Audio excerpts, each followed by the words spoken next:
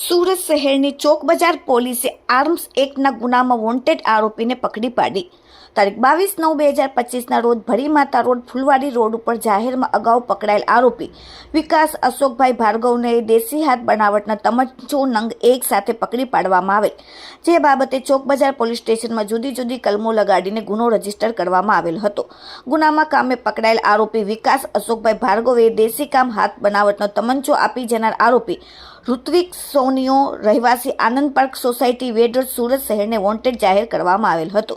જેથી સુરત પોલીસ કમિશનરના આદેશ મુજબ સમગ્ર સુરત શહેરમાંથી ગંભીર ગુનામાં નાસ્તા ફરતા આરોપીઓને શોધી કાઢવા માટે સૂચના આપેલ હતી, જેથી ચોક બજાર પોલીસ સ્ટેશનના ઇન્સ્પેક્ટર NG ચૌધરી સાહેબ અને સર્વેલન્સ સ્ટાફના પોલીસ સબ ઇન્સ્પેક્ટર મકરાણી સાહેબના માણસોને નાસ્તા ફરતા આરોપીઓને શોધી કાઢવા માટે જરૂરી સૂચના આપતા ચોક બજાર પોલીસ સ્ટેશનના સર્વેલન્સ સ્ટાફના માણસો જ્યારે વર્કઆઉટમાં હતા ત્યારે હ્યુમન સોર્સિસના આધારે આર્મ્સ એક્ટ ગુનામાં પકડવાનો બાકી હતો તે આરોપીને પોલીસે પકડી પાડેલ, જેનું નામ છે ઋત્વિક ઉર્ફે સોનિયો નાથ જોગી, રહેવાસી ગઢ નંબર